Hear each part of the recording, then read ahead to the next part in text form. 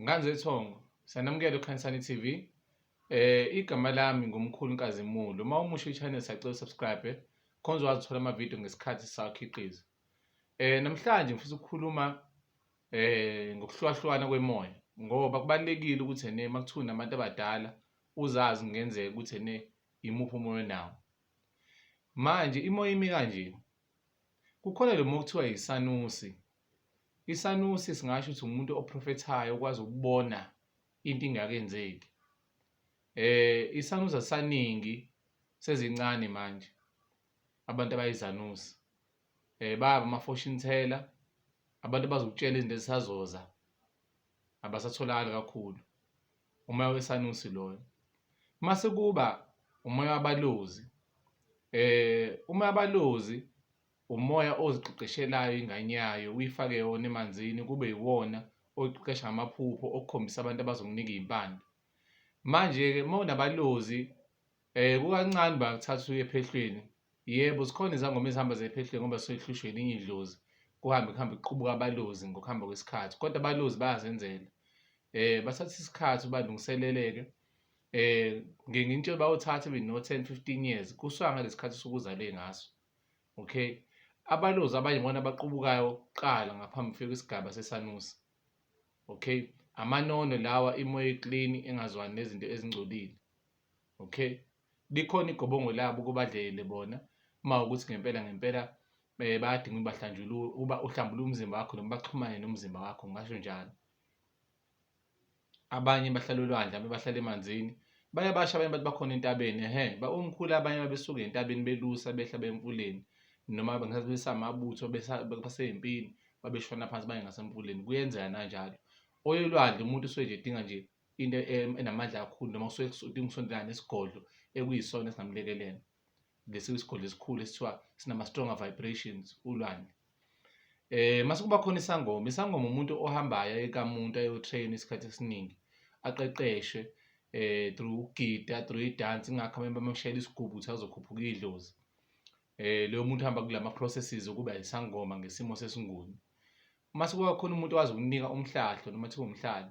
Loyo muntu loyo ukwazi ukunika igama lomuntu ngqo ukuthi ubani okwenzeni, ubani okwenze lokhu. Alright. Kuhle ukuthi sazi ukuthi abathandazi abantu abathandaza ngamakhandlela nangamanzi. Isikhathi esiningi umuntu abe nesithunywa, uthole vese siyaprofetha isithunywa engakayi nokuya ephehlweni, engakayi kulezi ndawo lezi njengentaba. Uthi umuntu usengena ephehlweni and vele useyaprofetha. Into engixakayo-ke umthandazi usuke eyaphi ephehlweni. Kade sengivele nesithunywa mkhulu sikhuluma singiphuphisa singikhombisa iy'bonakaliso ngihamba ngayo ephehlweni. Uthole ukuthi uya kulelo phehlo ozobe amkhombisanga ukuthi aye kuloyo muntu. Imimoya ehluke kanjalo nganyethongo. Yebo, khona amandiki namandawo. Indawo leli la ngemuva esimsini injeti. Indawo liguqa ngamadolo noma lisina ngamadolo. Alisini ngenyawo zombili. Sibenzisa isilwane esinenyawo ey'mbili okuthiwa inkukhu. Uma uparola iy'ndawo, isikhathi esiningi liyahogela libheke ukuthi iyiphi imimoya ekhona emibi. Idlozi elilwa kakhulu futhi idlozi lenhlanhla.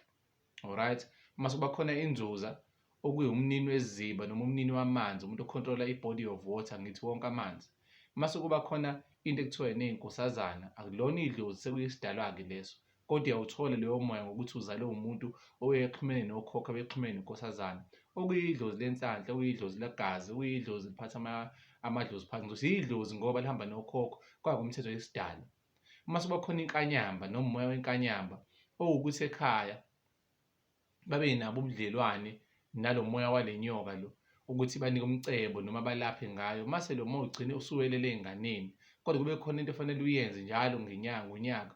Mhlawumbe ufake inkomo emanzini, mhlawumbe ufake imbuzi emanzini. Ungayigeji leyo dates ngoba wayigeja leyo dates inhlupheko iyolandela wena ney'ngane zakho koze kubone nabantu lo muntu uthwele. Isikhathi esiningi abantu abanomoya wenkanyamba bayaphuca ikhanda.